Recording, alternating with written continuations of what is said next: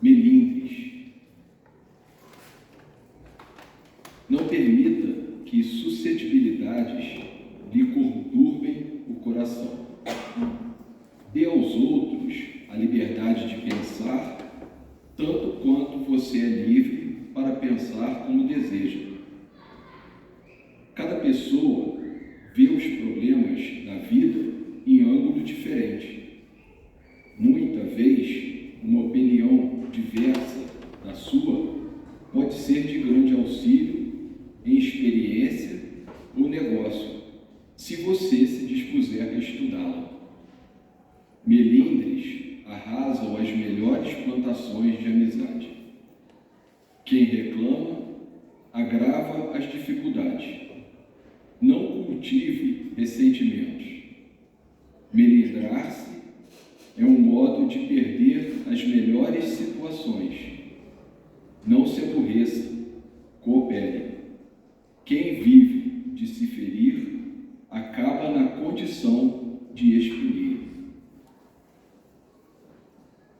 Então, neste momento, vamos elevar nossos pensamentos a Deus, nosso Pai maior, a Jesus, nosso Mestre querido e amado, a espiritualidade amiga que se encontra presente junto a nós. Vamos buscar unir nossos pensamentos, buscando as melhores energias e vibrações, para que possamos receber as coisas boas que viemos aqui buscar, que possamos nos fazer merecedores dessas boas novas, dessas condições melhores para cada um de nós. Pedimos também que, durante o período que estivermos aqui, as águas que serão servidas ao final do momento do passe sejam fluidificadas para que possamos utilizá-las também para a nossa melhoria. Que a paz de Jesus esteja em nossos corações, nos amparando, nos orientando, e também ao expositor de hoje, nosso companheiro Márcio, que ele seja orientado pela espiritualidade amiga, intuído nas suas palavras, e que através do tema de hoje possamos aprender, conhecer um pouco mais do legado do Cristo para todos nós e absorvermos esses entendimentos da melhor maneira que pudermos e colocarmos em prática, né? Porque isso é o mais importante, a prática, o bem, o amor ao próximo e a caridade. Muito obrigado, Senhor Jesus, pela sua paz, pela sua orientação, que assim seja, graças a Deus.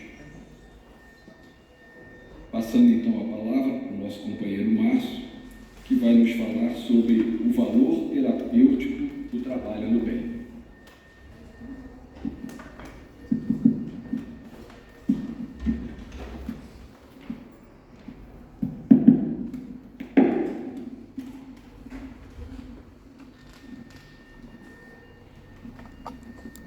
Boa tarde.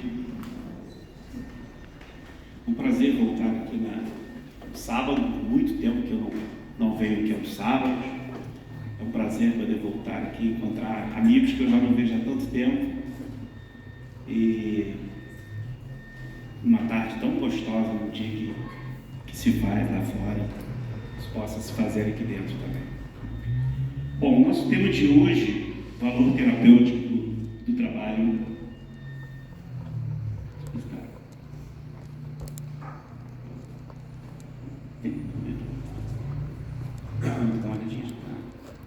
Estava funcionando. Deve ter sido o Pedro. Está desligado. Hoje nós vamos falar sobre o valor terapêutico do trabalho do bem. Aí fica difícil, né?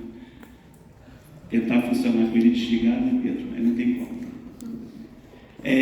Do valor terapêutico do trabalho do bem. E se nós podemos realmente associar o trabalho à terapia. Se se nós conseguimos de alguma forma enxergar no trabalho uma forma de nos melhorarmos no nosso dia a dia. Eu começo falando da questão do trabalho. Eu comecei a trabalhar muito cedo, relativamente muito cedo, com 15 para 16 anos de idade.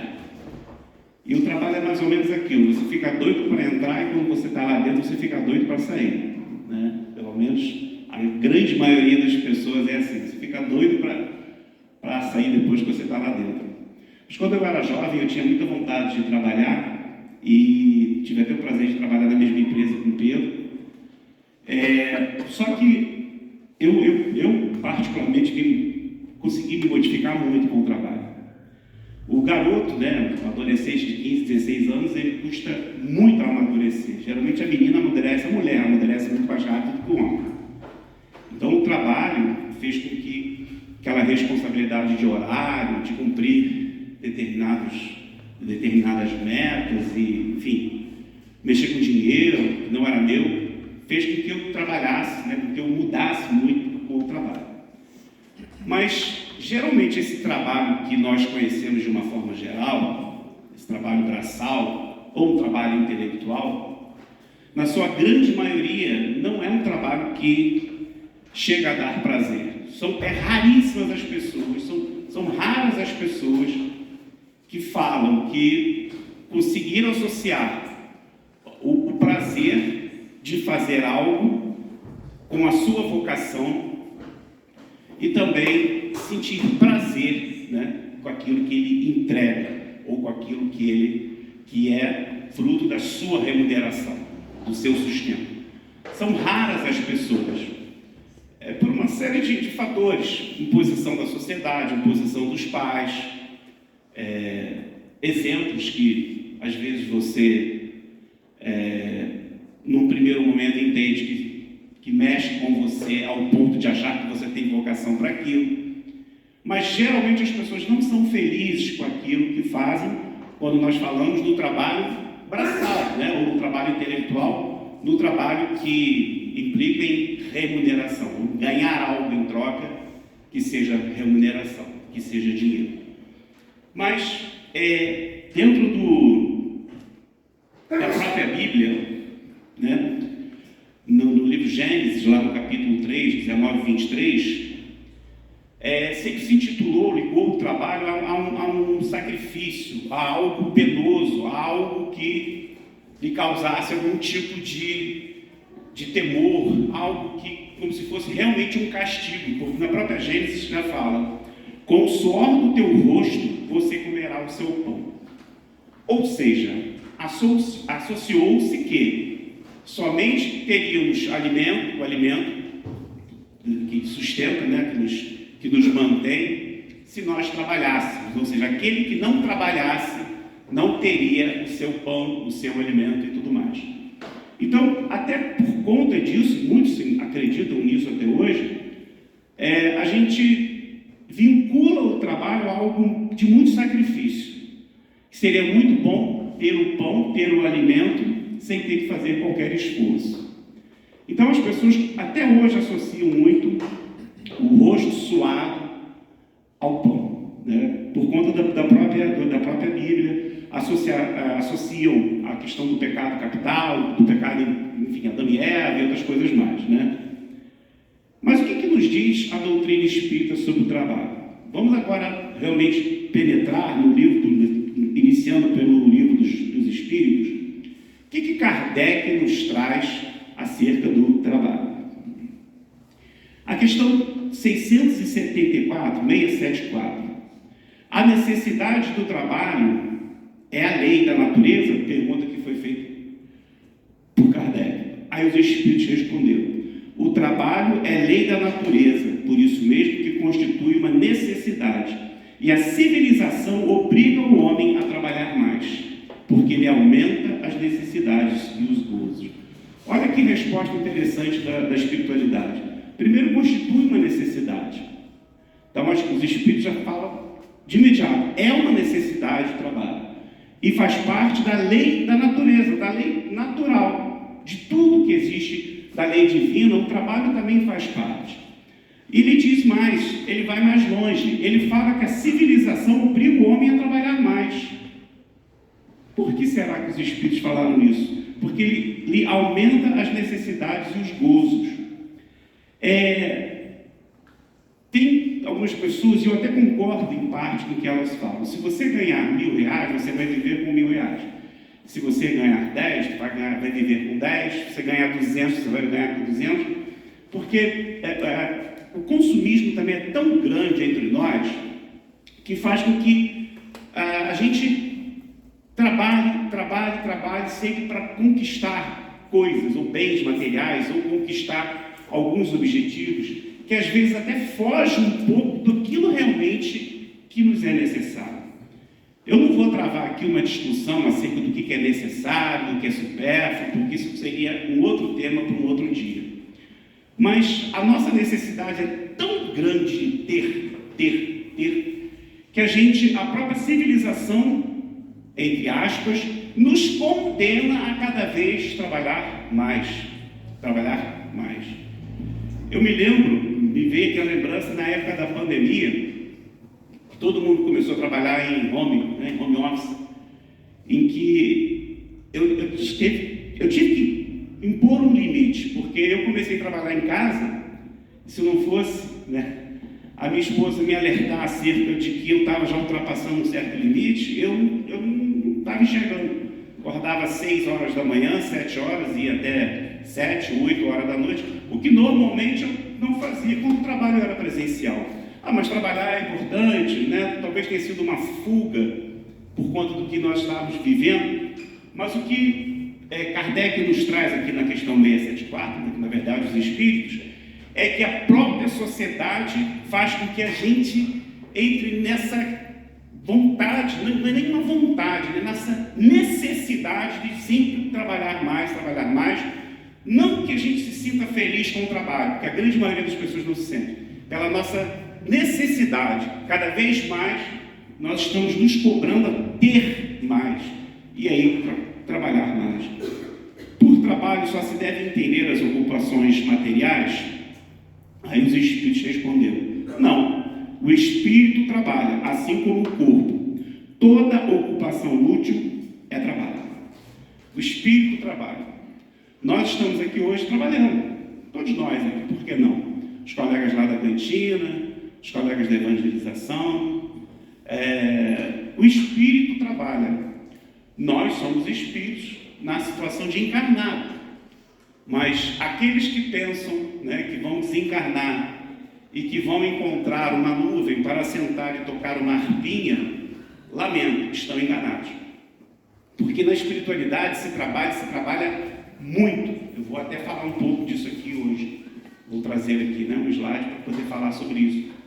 O trabalho é uma necessidade e aqueles que têm o prazer de trabalhar e que encontram no trabalho algo prazeroso, é um prazer diferente quando nós vamos falar desse trabalho que serve como verdadeira terapia.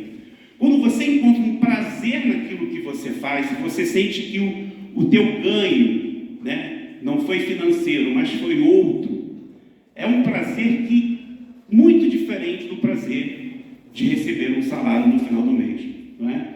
E toda ocupação é útil, toda e qualquer ocupação. Tudo tem uma cadeia de necessidade. Nós precisamos de ter pessoas que façam. E algo que eu vou falar aqui da questão do trabalho em grupo, da nossa necessidade de trabalhar em grupo. Então, toda ocupação é útil. Quando nós estamos num trabalho, seja ele qual for, dentro da casa espírita mesmo, dos diversos grupos que nós temos aqui, nós percebemos como que nós necessitamos de cada um ali fazendo a sua função para que ao final o trabalho realmente saia. Kardec, na resposta à questão 676 dos Espíritos, do Livro dos Espíritos, diz que sem o trabalho o homem permaneceria sempre na infância quanto à inteligência. Nós precisamos e devemos desenvolver, essa é a proposta da doutrina espírita, desenvolver a nossa inteligência. E que a gente possa usar essa nossa transformação moral.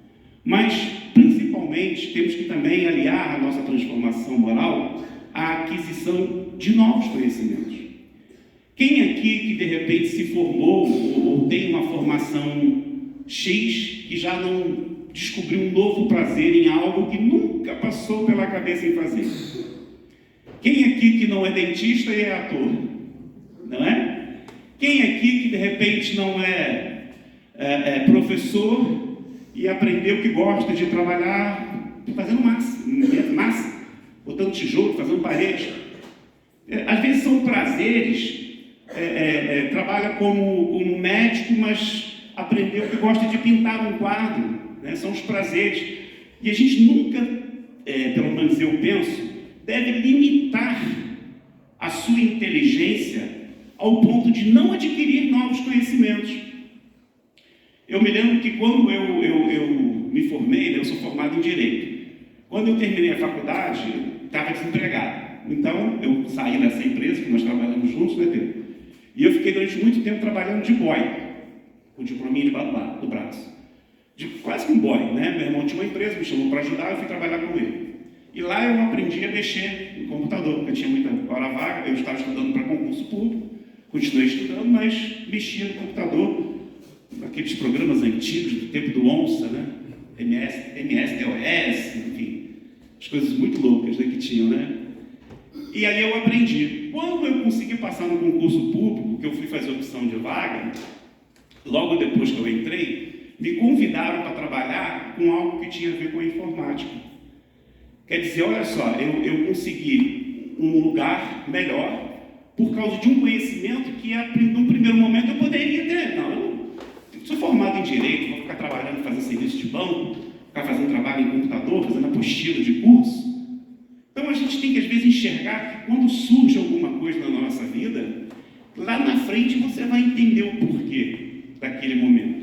E que não tenham medo de descobrir novos prazeres. Exercitar a inteligência. Não tem idade, não tem tempo. A qualquer momento você tem que buscar novas, que seja um tricô, que seja... Eu vou fazer dança, vou entrar no balé, não importa. O que importa é que você consiga descobrir isso, desenvolver a inteligência, porque esse tipo de trabalho, né, que fez com que o homem saísse, né, da infância e se tornasse o que nós somos hoje. Descanso e preguiça. Alguém já fez isso aí? Se ria porque já fez. E relógio tocou, foi lá e pum, né, bateu. Aí espera mais um pouquinho, perde a hora, bota a culpa no ônibus que quebrou. Gente, eu já fiz isso, né? Já aconteceu muitas vezes isso. Hoje em dia é celular, né? Não se tem mais esse tipo de relógio, mas eu já fiz muito isso. Só que a gente tem que tomar muito cuidado com a questão do descanso, que as pessoas acham que tem gente que trabalha 24 horas, trabalha final de semana, nunca tem tempo de descanso. O que a própria doutrina espírita fala, na questão 682, no Livro dos Espíritos? O repouso serve para a reparação das forças do corpo e também é necessário para dar um pouco mais de liberdade à inteligência, a fim de que se eleve acima da matéria. Que liberdade é essa que ele fala aqui, né? Liberdade à inteligência. Durante o repouso, nós podemos fazer coisas diferentes. Se a gente só trabalha na mesma coisa o tempo todo, no final de semana, durante o repouso, durante o descanso, que é necessário, é preciso descansar. O corpo reclama, nós precisamos descansar. Mas, de repente, a gente não tem uma outra atividade, seja voltada para a leitura, seja uma atividade, eu gosto de jardim, vou lá cuidar das minhas plantas.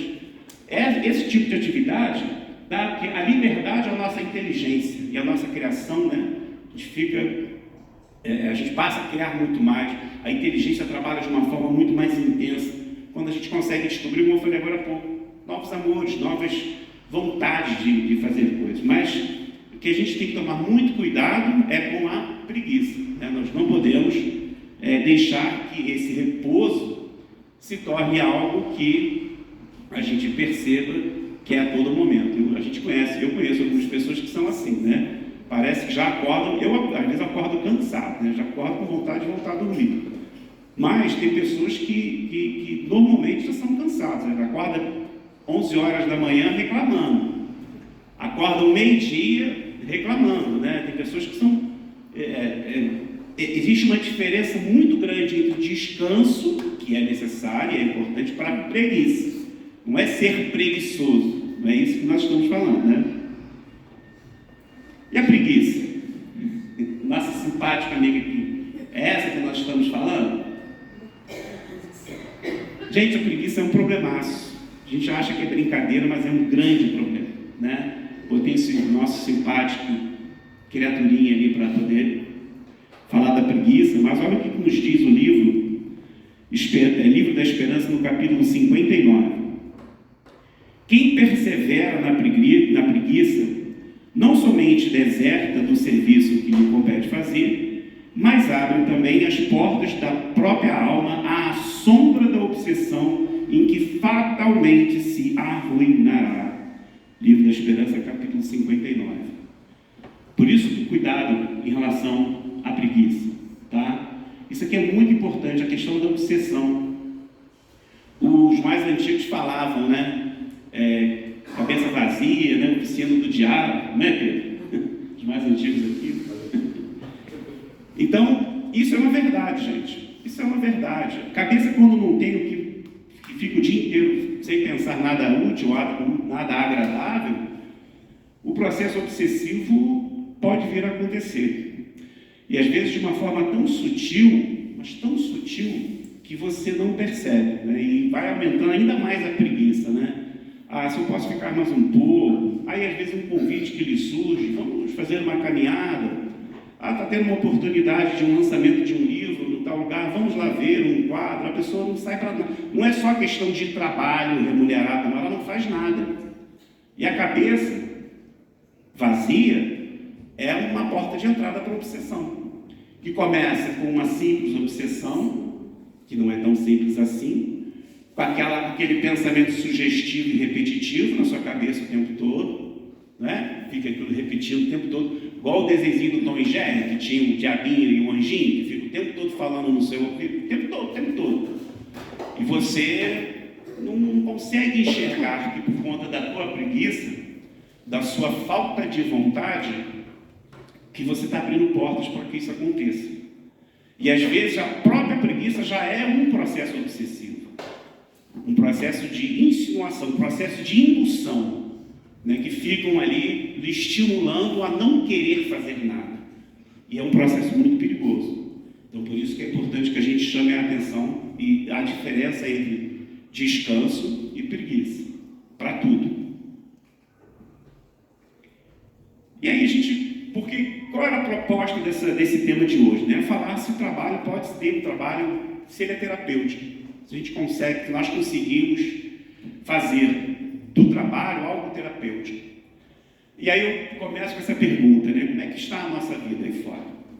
A gente conversa muito com os amigos, né? Conversa com as pessoas, e é unânime em falar como a vida aí fora está difícil. Seja a questão financeira, seja a questão pessoal, seja a questão de trabalho, seja a questão humana, seja a questão dos grandes conflitos que nós vivemos aí fora. E quando eu falo em grande conflito, eu não estou falando da guerra que acontece na Europa, estou falando da guerra que acontece entre nós, né? Dentro do nosso ambiente, seja no ambiente doméstico, no ambiente de trabalho. Cada dia mais a gente vê que as pessoas estão necessitando de mais e mais.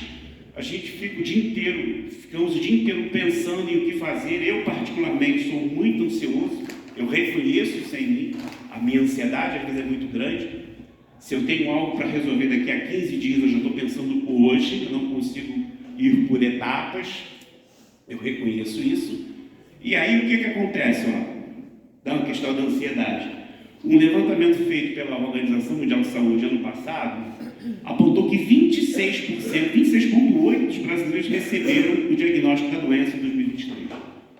O Brasil foi considerado, em 2023, o país mais ansioso do planeta. O maior índice, né, 26,8%. Por que será? O que está acontecendo com a gente? O que está acontecendo lá fora que está causando tanta ansiedade? O que está faltando? O que nós precisamos fazer, talvez, para tentar mudar esse quadro? Cada um, né? Cada um pensar o que nós podemos fazer. Isso é muito preocupante, porque a grande preocupação da OMS diz que esse número de 26,8, dois fatores preocupam muito. Infantil, crianças com ansiedade, coisas que eles não tinham, crianças até 4, 5, 6 anos com ansiedade. Tá? E desses 26, mais de 70% das pessoas entrevistadas falaram que não procuram terapia, o que é um erro, ao meu ver, é um erro. Se você não está passando, aqui, por exemplo, nós estamos fazendo uma terapia, né? Uma terapia em grupo, uma terapia espiritual. A terapia começa aqui. Quando vocês estão sentados aqui, me ouvindo, ou ouvindo qualquer pessoa que aqui esteja, o tratamento já começa aqui. Nesse momento, cada pessoa que está aqui sentada está recebendo o seu tratamento, a sua terapia, de acordo com a sua necessidade. Depois vai ter um passe, que é o complemento, é como se fosse um remedinho final, né? Mas aqui nós estamos fazendo uma terapia. Mas nunca abandonem a terapia médica. Não tenham vergonha. Eu vou em psiquiatra, se for preciso eu vou de novo. Se você precisar procurar um psicólogo, um terapeuta, vá buscar ajuda. Não deixem de fazer isso. Isso é muito importante. E o grande problema no Brasil, desses 26%, foi que a grande maioria falou, eu não vou buscar terapia, o que é errado. Nós temos que buscar ajuda, né, o tempo todo. E o que nós podemos fazer? A própria Organização Mundial de Saúde, existe uma preocupação muito grande por parte dos profissionais que lidam com a saúde mental. Eles enumeraram algumas coisas que nós podemos fazer. Prática de relaxamento. Eu consigo ficar 5 segundos relaxando. Eu tenho um problema grave para relaxar. Eu até boto a musiquinha e posso tentar, mas eu não consigo me concentrar. É algo que eu tenho que trabalhar em mim, senão daqui a pouco essa minha ansiedade não vai mudar nunca. É algo que eu tenho que trabalhar. Mas eles indicam, tire um tempo para você, sempre sente em algum lugar, vá no próprio trabalho, se isole em algum cantinho, faça ali um relaxamento, escute uma música, faça uma prece, faça alguma coisa, relaxe um pouquinho, né? Respira fundo e tenta fazer algo para você relaxar, porque nós não temos o hábito e o costume de fazer o relaxamento. A gente vive de uma forma tão intensa que nós nunca temos tempo para relaxar. Mantenha um estilo de vida saudável, não só do corpo, da mente, principalmente. É preciso que a gente cuide do corpo, da higiene bucal, é preciso que a gente consiga fazer todo tipo de higiene, mas principalmente também da nossa cabeça, da nossa mente, né? Procurando ler um bom livro, escutar uma boa música, relaxar, cuidar do nosso corpo e da nossa mente, estabelecer limites e organizar-se. Esses limites aqui para tudo, inclusive nos nossos relacionamentos, na nossa relação empregado-patrão, ou patrão-empregado, na nossa relação marido-mulher, filhos, amigos, tem que ter um limite. Nem tudo é permitido numa amizade ou num casamento, não é? A gente tem que criar limites também. E não é falta de respeito você criar limite com alguém que você ama. É você justamente mostrar que existe algo que está interferindo no seu bem-estar. Então a gente tem que também saber criar esses limites. No geral, até com os nossos amigos. Tem pessoas assim, não vou nem chamar de amigos, às vezes você chega perto de alguém que ele reclama tanto, que você já sai dali com, né? Com o ombro pesado, parece que aquela pessoa tirou toda a sua energia e tira. E tem uma hora que você fala, tem que sempre falar, chega, chega, não dá. Para de reclamar, né? Tudo está ruim, tudo está péssimo, isso está me fazendo mal. É criar limites, é organizar. Eu sou muito desorganizado, confesso. Mas a gente tem que organizar melhor a nossa vida. Ter tempo para fazer uma atividade fora do trabalho, ter tempo para frequentar uma casa religiosa, seja ela qual for, ter tempo para sentar e ali ficar olhando essa tarde maravilhosa, ter tempo para fazer um carinho num animal, num bichano, enfim, naquilo que você ama.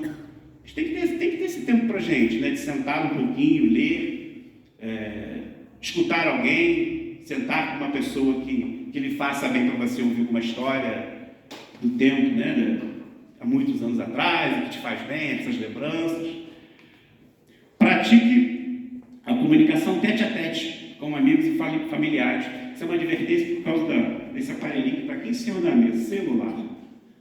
A gente hoje, todos nós temos que tomar cuidado. Você vai para um restaurante, você conversa com a pessoa, às vezes pelo celular que está à sua frente. E principalmente entre os jovens, isso aqui está muito perigoso. O grande problema da depressão que está acontecendo com os jovens é porque é pela essa falta do tete-a-tete, né? Eu e o Pedro, hoje vou te usar aqui um pouquinho como... Somos no tempo de rodar peão, né, Pedro? Rodar peão, soltar pipa. Hoje acho que nem pode mais para ser aula, enfim, mas a gente...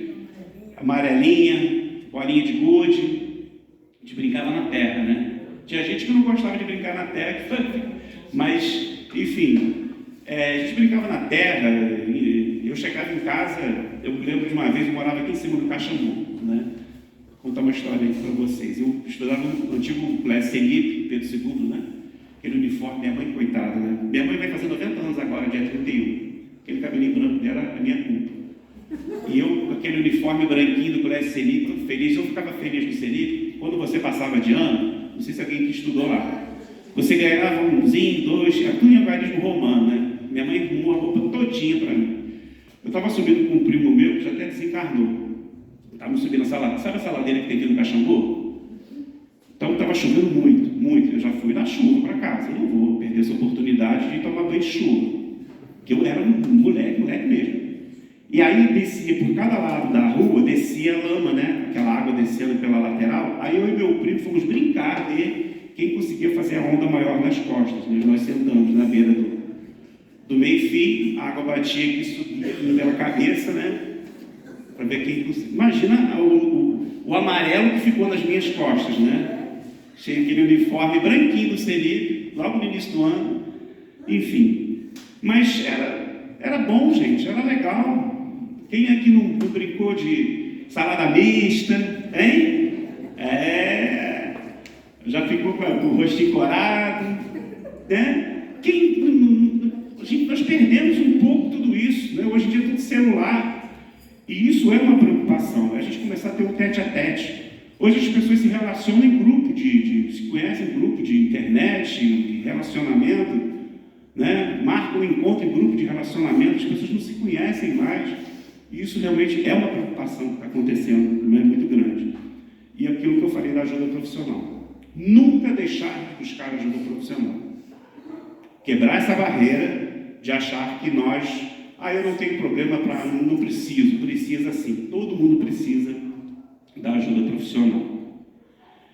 Aí falando um pouquinho ainda, como que nós podemos associar essa terapia toda, essa vontade de que a gente possa sair dessa situação de sufoco que todo mundo vive, no trabalho do bem. Por exemplo, a própria casa religiosa nos proporciona isso. Quando você faz um trabalho bem feito, quando você consegue enxergar um resultado que às vezes leva anos, ou quando você consegue, de alguma forma, ajudar alguém dentro da casa espírita, ou da igreja evangélica, onde for, não importa. Você consegue descobrir, que eu falei no início, um prazer muito diferente do prazer de dinheiro, né? No capítulo 7, intitulado Trabalho, Emmanuel nos fala de 3 tipos de trabalho.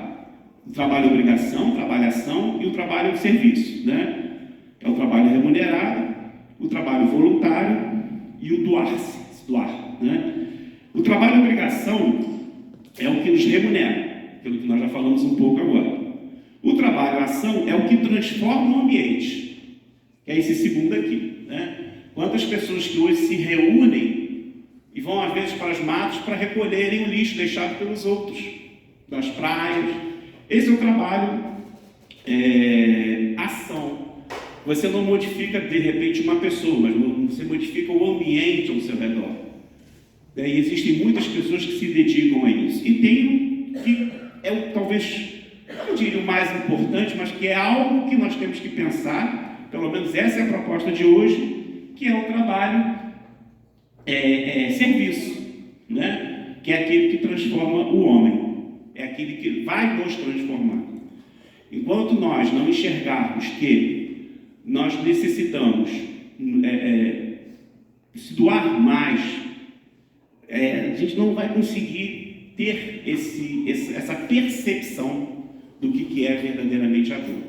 Porque a gente, de uma forma geral, nós somos, não vou falar por vocês, mas eu me incluo, nós somos muito egoístas, né? Meu, tudo, né? Então nós nunca pensamos de uma forma, num contexto mais amplo, num contexto mais geral.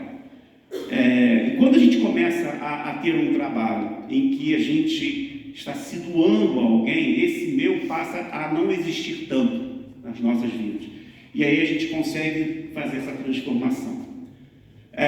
Poxa, então, Márcio, ótimo, vou sair daqui, vou perguntar ao Pedro o que eu tenho que fazer para procurar na casa espírita um trabalho que a gente fica com aquela vontade. Né? Não, gente, não é só aqui na casa religiosa, não. Lá fora está cheio de oportunidades no nosso dia a dia de fazer esse trabalho aqui, trabalho de serviço, de transformação do homem.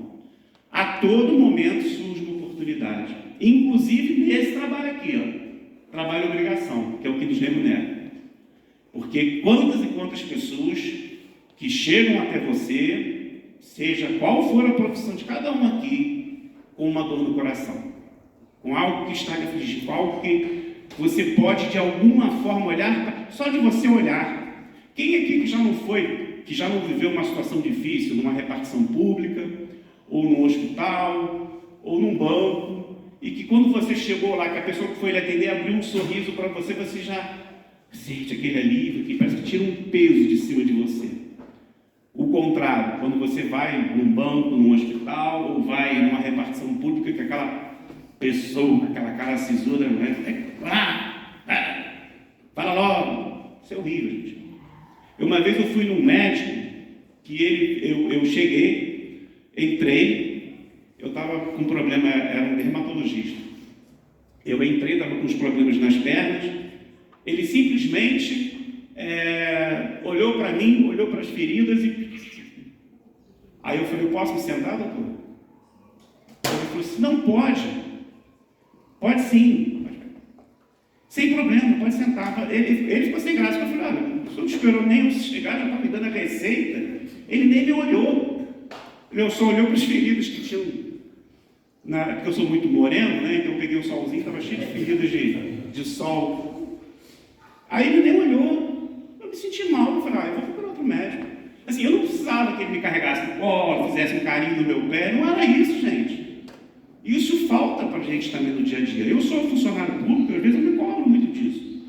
A falta de empatia, a falta de humanidade. O ser humano, nós não podemos perder esse senso de humanidade. Imagina alguém aqui na UMEB entregando um papelzinho automático, né? Mesma coisa, gente. Dá um sorriso, fala. A porta de entrada da casa espírita, para mim, não, tudo é importante, mas é importantíssimo aquele trabalho ali, que a maioria das pessoas que sobem aquelas escadas ali estão com uma dor no peito muito grande, um drama muito grande.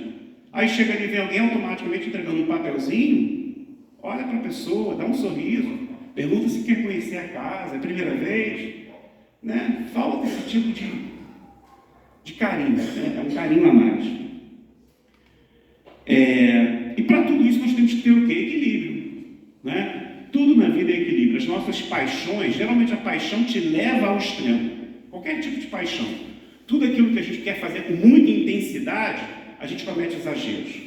E aí a gente tem que aliar o que é o correto, pensar, refletir, acalmar e ligar as nossas paixões. O trabalho é o caminho para a verdadeira paz, quando o trabalho se encontra alicerçado no bem, diz Emmanuel. Então, essa verdadeira paz, como eu falei no início, a gente só consegue realmente encontrar quando trabalhamos tudo aquilo que a gente, tudo que me move, eu estou alicerçado no bem. Esse livro, né, de Leon Denis, Depois da Morte, ele fala: quando o homem está ocupado com sua tarefa, as paixões aquietam-se. Essas paixões que eu falo são isso que a gente leva aos extremos.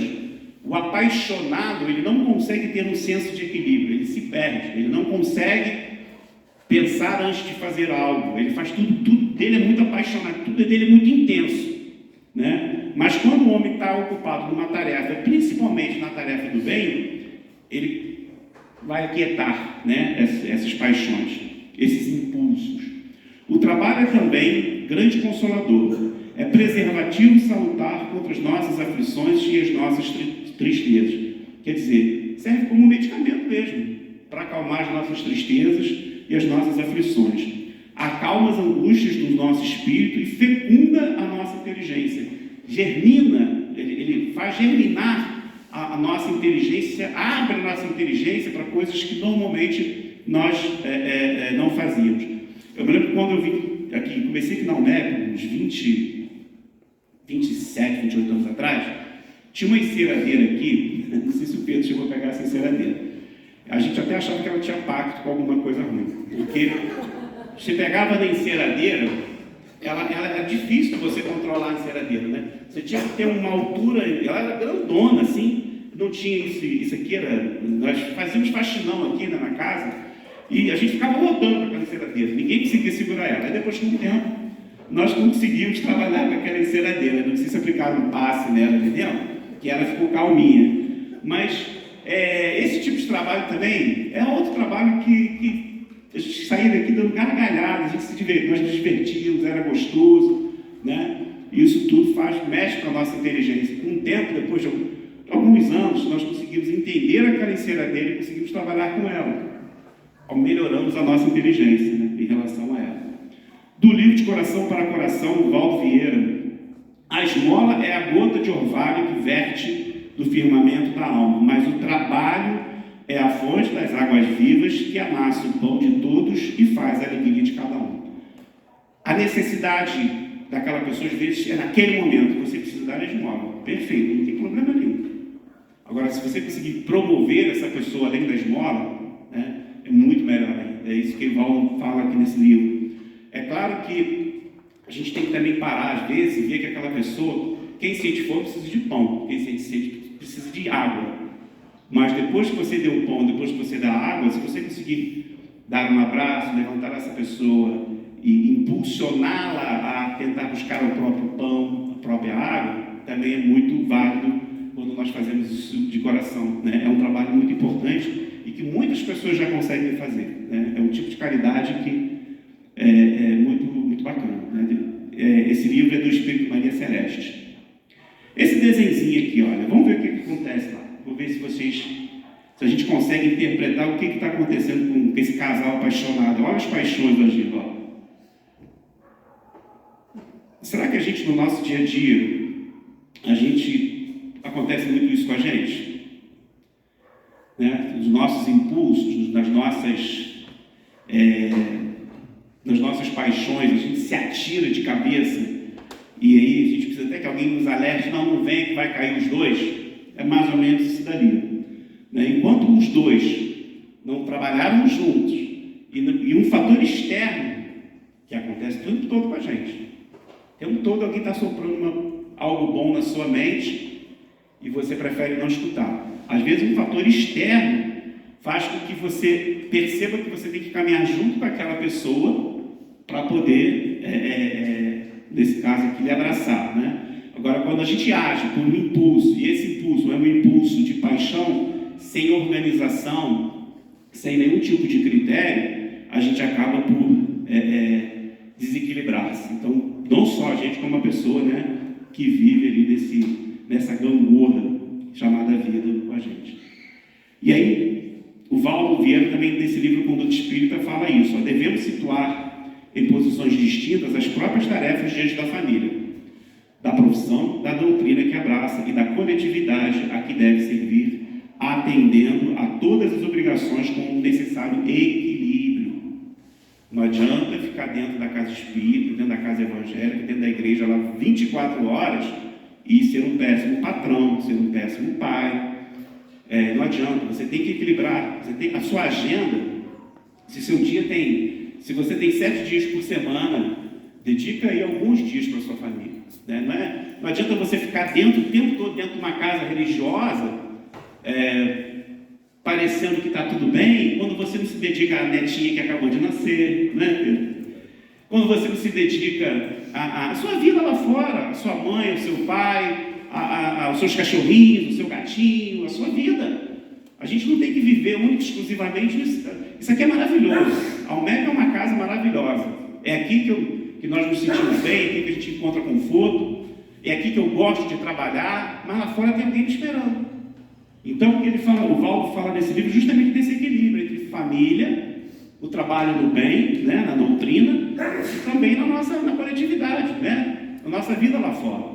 Então, que a gente possa ter esse senso de equilíbrio. Não adianta ficar enfurnado dentro da casa espírita e ser um péssimo pai, uma péssima mãe, né? Não ter tempo para os filhos, né? Não, sai para lá. Estou lendo meu livro que eu aprendi hoje na UNEP, me deram esse livro aqui, sai para lá. Vamos viver de forma mais equilibrada. Em nenhuma ocasião desprezar as ocupações de qualquer natureza, desde que nobres e úteis, conquanto humildes e anônimos, né? Não, isso eu não vou fazer não, porque eu não trabalho por isso. Eu, por exemplo, eu não me arrisco a trabalhar com elétrica, porque eu vou botar fogo na UMEC, porque eu não sei nada de elétrica.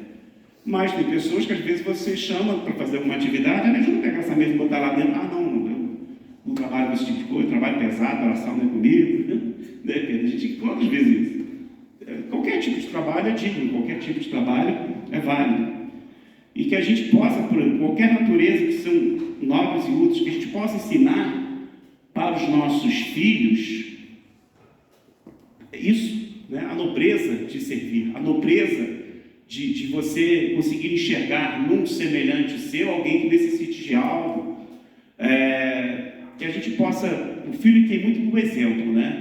Ele olha para pai e mãe, se o pai e mãe fazem algo que ele percebe que não é muito legal, ele pode ter aquilo como exemplo para a vida dele. Como ele pode ser o contrário, né? Ele vê um pai carinhoso, uma mãe carinhosa, dedicada, amorosa, mas que a gente possa construir uma humanidade melhor. Todos nós aqui vamos desencarnar, pode ser amanhã, pode ser daqui a 30, 40 anos, mas nós estamos querendo uma humanidade melhor. Quem não quer uma humanidade melhor? Que humanidade que nós vamos deixar para os nossos filhos, para os nossos netos? Então, que a gente ensine, dê uma referência para eles, né? Que o trabalho, ele pode ser de qualquer natureza, ele pode ser útil. O trabalho voluntário, como eu falei, das pessoas que se dedicam ao trabalho voluntário, que perdem, entre aspas, né, um tempo para melhorar a natureza, melhorar o ambiente, melhorar uma rua. O trabalho de mutirão, às vezes pessoas que vamos limpar a rua, né, pegar todo mundo lá, vamos fazer casas, construir casas. Esse é um trabalho voluntário muito interessante, né? O trabalho desse menino aqui, que eu já até comentei com alguns colegas, esse menino aqui, ele sofria de um problema de rejeição na escola, acho que é nas Filipinas. Ele ia para a escola todo dia e ele na escola tinha um problema de rejeição, né, o famoso bullying, né? Nós falamos de bullying. E ele sofria muito com isso, mas era uma criança muito sensível, muito sensível, muito sensível. E ele passou a perceber que toda vez que ele ia para a escola, naquele percurso que ele fazia, de uma família de classe média, né? Não era nem uma família muito pobre, era uma escola particular, ele percebia que no percurso tinham dezenas de cães passando fome, muito magrinho e com sarna. Vários cães, vários animais nesse estado. E aquilo foi doendo dentro dele. Aí eu pergunto, que espírito que é esse daqui? Ó? Quem é esse menino aqui que reencarnou lá das Filipinas? Quantos que de repente já não estão entre nós? A sensibilidade desse menino era tão grande que aquilo incomodava. E ele, né? Mas na escola ele não tinha amigos, ele era o rejeitado, e ele não aguentava mais aquilo, ele não suportava mais aquilo, mas de repente, nesse percurso que ele encontra os cãezinhos, ele passa a pegar a mesada dele e comprar pastinha, ração, coisinhas, pegar pratinhos, e ele aproveitava. Ele levava ali 10, 20 minutos para chegar na escola, ele ia um pouco mais cedo, ia botando os pratinhos de comida para os cães, depois que eles comiam, ele recolhia, botava na mochilinha dele e ia embora. Começou com 2 cães, 3 cães, e é claro que isso aqui se tornou uma febre, né? Febre do bem. É algo do bom e do belo que acontece e que mobiliza pessoas. O pai viu, ele passou, eu tinha que acordar às 7 para ir para a escola, ele passou a acordar às 6, com a autorização dos pais. O pai percebeu essa sensibilidade do filho. E o filho começou a fazer isso, que se tornou um grande projeto lá nas Filipinas, de amparo aos cães de rua, cuidar, passou a cuidar das sarnas, que ele conseguiu dinheiro para cuidar das sarnas dos animais, e também depois botava para adoção esses animais. Então, algo que ele fez ali, né? E o principal fator, o que esse trabalho gerou na vida dessa criatura? Ele nunca mais se sentiu rejeitado, nem na escola, nem em lugar nenhum. Trabalho no bem.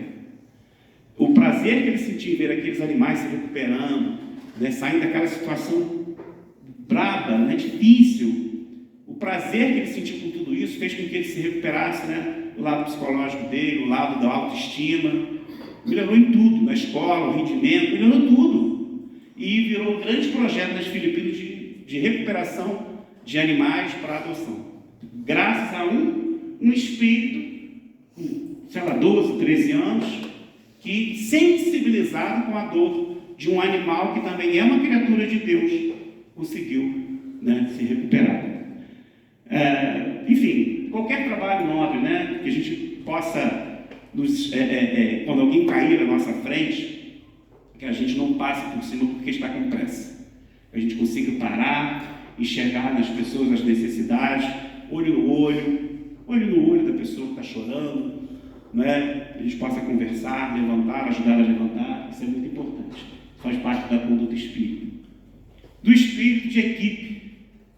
Muita gente não gosta de trabalhar em equipe, mas às vezes é uma necessidade, né? Do espírito de equipe, como nossos amiguinhos aqui, ó. Estão ajudando na conquista aqui da ratinha. No livro, Após a Tempestade, nós temos essa mensagem, né? No trabalho em grupo da casa espírita, o individualismo deve ceder lugar ao espírito de equipe, para que possa lograr sucesso nas atividades de desenvolvimento. Capítulo 24, é o livro do Divaldo. Olha só, nada de individualismo em trabalho de equipe. Não existe ninguém melhor do que ninguém. É uma equipe, nós precisamos escutar, nunca tomar decisão precipitada. Sempre que você for tomar uma decisão, conversa com as pessoas da sua equipe, independente se você tem um cargo de direção ou não. Faz o diálogo, né? O diálogo é sempre... E o trabalho em equipe, o trabalho em equipe nos permite justamente conviver com pessoas que pensam de forma diferente de você e faz com que você aprenda muita coisa. Agora, nunca agir sem escutar ninguém, né? Sem você conseguir. É por isso que o trabalho de equipe é importante, para que você justamente possa sucesso em todas as atividades que estão em desenvolvimento. E na casa espírita não é diferente. Se você tem um trabalho, se eu e Pedro trabalhamos numa mesma equipe, além de ter uma simpatia, um querer bem, a gente não se respeitar as nossas diferenças e também a gente não conseguir respeitar e eu querer impor a minha vontade, esse trabalho vai para água abaixo. E isso todos nós temos que tomar cuidado, até no nosso trabalho lá fora, na nossa família, cuidado com as sugestões, né? Se eu sou um cara muito vaidoso, vem sugestões que vão me levar a minha vaidade lá em cima, para poder desprezar o meu colega que está ao meu lado. Então a gente tem que tomar muito cuidado com isso também, né? Nos Missionários da Luz, recordai que em nossa capacidade de servir e em nossas posições de trabalho estamos para Deus como as pedras preciosas da terra estão para o sol criador. Quanto mais nobre a pureza da pedra, mais possibilidades apresenta para refletir o brilho solar. Quanto mais a gente consiga se purificar, mais trabalhos do bem vão surgir. Então, não adianta ter a vontade de trabalhar no bem. É necessário que a gente também se modifique, que a gente se purifique, para que esse sol bata nessas pedras preciosas aqui que todos nós somos e brilhe, verdadeiramente brilhe. Se eu me proponho a trabalhar em algo pro bem, que eu me modifique, que eu passe também a pensar no bem. Não adianta fazer nada de forma automática. Quando eu for dar um prato de sopa para uma pessoa, que esse prato de sopa não seja apenas algo para saciar a fome daquela pessoa, mas essa minha condução de entregar o prato seja regada com muito amor, com muito sentimento, com muita... Eu quero você bem. Isso é purificar-se, isso é fazer-se brilhar. Quanto mais a gente se modifica, quanto mais a gente consegue se purificar, mas o trabalho lhe chama, lhe convoca, né, o trabalho do bem. Eu trago muito livro, gente, que isso até serve para, de repente, se alguém tiver interesse depois em conhecer um pouco mais sobre essas obras. O Divaldo também fala: o trabalho se alicerça nas leis do amor que rege o universo. Trabalha o verme no solo, o homem na terra e o pai nas galáxias. A vida é um hino à dinâmica do trabalho. Não há na natureza o ócio. O aparente repouso das coisas traduz a pobreza dos sentidos humanos. A vida se agita em toda parte. O movimento é lei universal em tudo presente. O que me chamou muita atenção aqui foi isso aqui. Ó. Não há na natureza o ócio. Não há. Não há. E é por isso que, por essa frase, a gente percebe que aqueles espíritos amigos, né, os nossos anjos da guarda, o nosso espírito protetor, como queiram chamar, cada um aqui tem o seu. E cada um, ele está o tempo todo com cada um aqui. Né? Os nossos espíritos amigos, os nossos espíritos familiares que já se foram, eles estão o tempo todo ali, ó, com a gente. O tempo todo ali nos amparando, porque o amor não tem limite. A morte não coloca limite no amor. E eles continuam ali do nosso lado, né? O tempo todo lhe trazendo boas intuições, lhe trazendo boas vibrações. Por que às vezes uma criança, né, do nada sorri para alguém? Animal faz muito isso também. Do nada. Eles estão o tempo todo. O amor não tem limite. E esse espírito, o que ele está fazendo lá na espiritualidade? Na ociosidade? Trabalho, muito trabalho.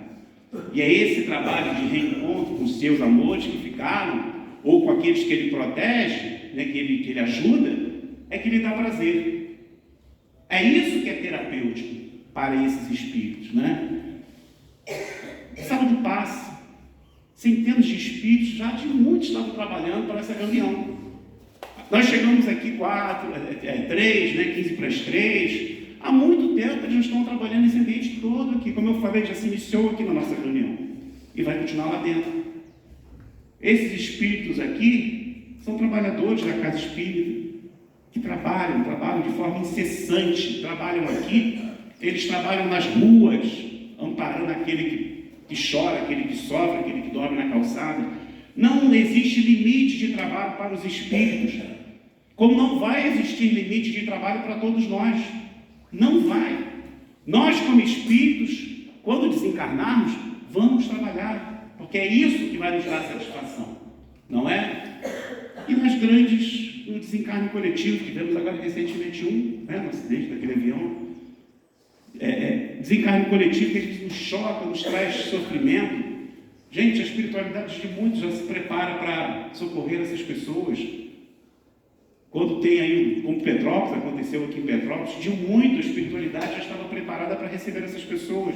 O que é isso aqui? Eu trabalho no bem. Trabalho, que serve como terapia para todos esses espíritos. Quem tiver interesse de ler Transição Planetária, que fala da espiritualidade, trabalhando quando recebe vários espíritos, com aquele tsunami que teve lá naquelas ilhas, né, na Indonésia e tudo mais, a organização de trabalho dos espíritos para receber aqueles desencarnados é interessantíssimo, né? Quem tiver interesse em ver. Então, não existe ócio na espiritualidade, né? Não existe. Quem está acompanhando aquela série famosíssima, né? Os Escolhidos, quem está acompanhando, todo mundo está gostando muito daquela série. Eu até brinco que eu não consigo mais orar para Jesus sem ver a cara do ator. Porque toda vez que eu penso em Jesus, eu vejo ele na minha frente, né? Mas enfim, maravilhosa aquela série, a cura de Bethesda, né? Que é aquele tanque em que as pessoas se jogavam quando vinha aquela água fervente, que eles achavam que ia obter a cura, e que pergunta, Jesus já estava cansado, né? Andando muito tempo, e que ele fala assim, mas você vai continuar trabalhando? E Jesus disse, meu pai trabalha até agora e eu trabalho também. Ele não para de trabalhar, porque eu trabalho no bem. Se Jesus trabalhava e trabalha até hoje, com cada um aqui, por que nós vamos nos negar a trabalhar no bem? Né? Não negar, mas cada um tem o seu tempo. A gente tem que respeitar isso também. A natureza não dá saltos. No momento certo, cada um aqui vai enxergar a sua necessidade de trabalhar no bem. Mas eu só quis mostrar o exemplo do Cristo, porque para mim é o único que realmente tem que, para qualquer pessoa servir como exemplo, é Jesus. Jesus trabalhava e continua trabalhando até hoje no bem. A todo momento, a qualquer tipo de dor e sofrimento, Ele está ao nosso lado. E eu gosto muito, né, dessa figurinha aqui também, que eu encontrei, que fazer o bem faz bem, né? Seja fazendo arrancar o sorriso de alguém que está adoecido, seja consolando alguém, e o que eu falo da necessidade da gente desde cedo mostrar para os nossos filhos da necessidade do amor ao próximo, do respeito às diversidades e tudo mais, né? A não perder o carinho, né, em qualquer momento da nossa idade, e nunca deixar de alimentar aquelas pessoas que chegam perto de nós. Quando eu falo alimentar, não é só o alimento material, né? E essa figura aqui eu já usei muitas vezes, tem várias interpretações, mas para a gente poder encerrar, é aquela figura do Cristo batendo na porta, e a gente percebe que Ele não tem aqui, né? Ele não tem como abrir por fora. É o nosso coração, né? Essa convocação, como eu falei, tudo chega a seu tempo. Jesus vai convocar cada um aqui para trabalhar no bem, mas essa porta só se abre por dentro. Cada um aqui tem que ter essa vontade e esse interesse de abrir o seu coração para que ele entre.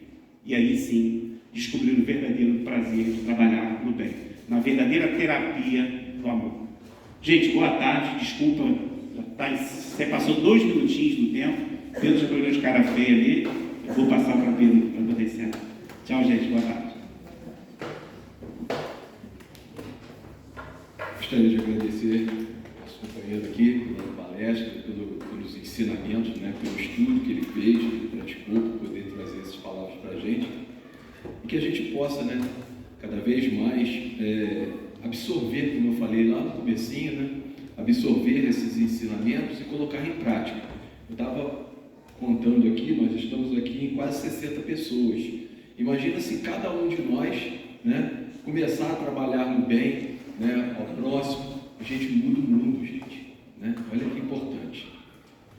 Eu não combinei nada, mas eu vou pedir ao Braulio para fazer a nossa prece de encerramento. Você poderia, por favor? Pois é.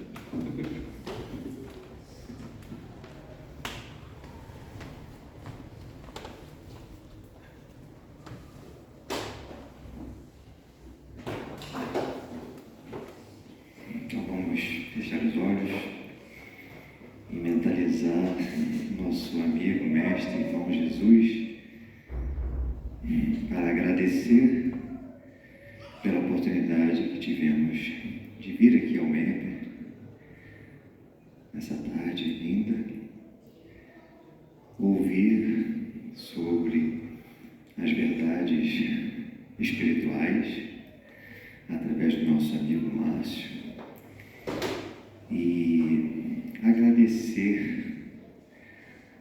a esse irmão e ao nosso Pai pela oportunidade que temos de sermos úteis, de podermos pensar, de podermos agir dentro das nossas possibilidades em favor de um mundo melhor. Muito obrigado por essa oportunidade, que essas palavras ouvidas nessa palestra possam calar fundo no nosso coração, nos nossos corações, que possamos aproveitar a nossa encarnação da melhor forma possível, que possamos entender o valor de estarmos aqui nesse momento planetário que vivemos, que possamos entender que podemos contribuir muito nesse momento em que vivemos, que as adversidades são desafios que juntos conseguiremos vencer com a ajuda e com a misericórdia infinita de Deus, que cuida de todos nós com um amor que não temos condições condições ainda de entender o quão grande, o quão infinito é. Mas estamos aqui para agradecer. Muito obrigado, Senhor. Vamos passar para a segunda parte.